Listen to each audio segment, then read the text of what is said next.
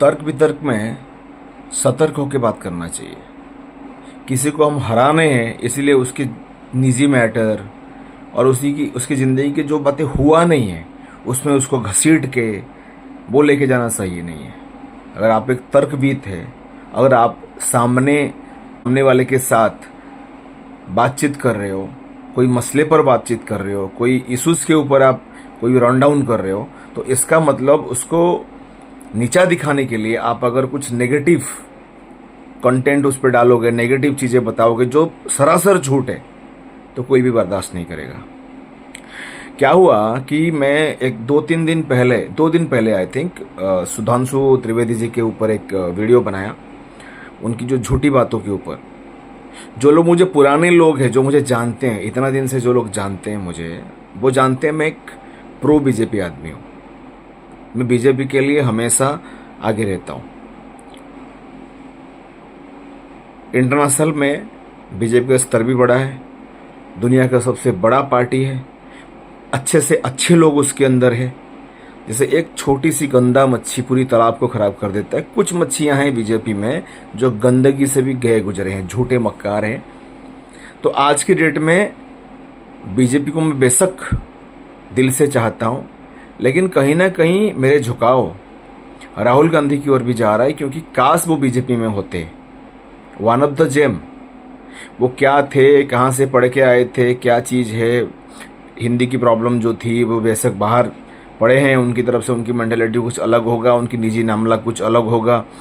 अपने उनके लाइफ में उन्होंने जैसे दूसरे मर्द मज़े करते हैं उन्होंने मज़े किए होंगे। ये सारी चीज़ों को छोड़ दो, क्योंकि जहाँ पे भी दूसरे नेताओं की बात आती है आप कहते हो उनकी पर्सनल मैटर पे जाओ मत। तो राहुल गांधी की पर्सनल मैटर पे क्यों जाया जाता है? एक बात मैंने एक ही चीज़ उठाया कि अगर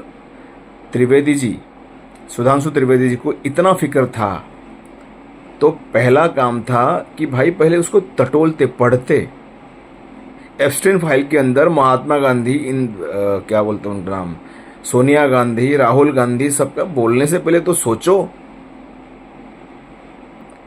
तो आपकी जो समर्थक है, मुझे अलग अलग मेल आईडी से सुधांशु जी मैसेज कर रहे हैं, कॉल कर रहे हैं, बोल रहे हैं। हाँ, मैंने एक बॉडी शेमिंग करा आपका, बट बॉडी शेमिंग में इसलिए करा क्योंकि आप भी झूठों की कगार हो।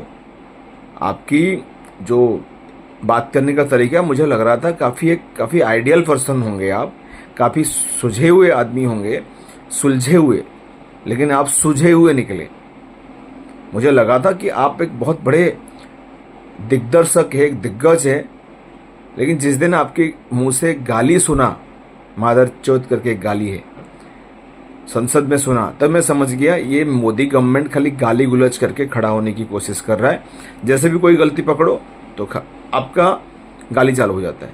वैसे आपके समर्थक ने आज मुझे बोला आपका हेयरलाइन कम है, okay I am ready.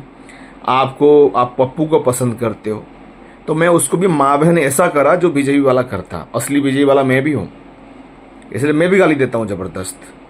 But BJP वाला को गलत ना हो, बीजेपी वाला, उस बीजेपी वाले को सुधारने के लिए भी मुझे बहुत सारी गालियां आता है, क्योंकि मैं भी बीजेपी वाला हूं। मैं भी अभी तक बीजेपी को वोट देते आया हूं।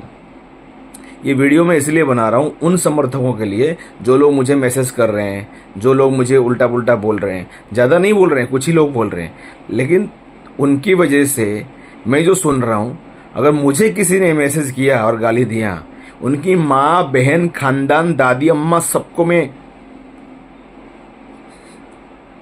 समझ गए ना? तो मेरे साथ पंगे मत लो भाई। मैं पक्का बीजेपी वाला हूं। मैं तुम्हारी माँ तक को भी टांगे उठा के पैर दबा सकता हूं, तुम्हारी बहन तक ही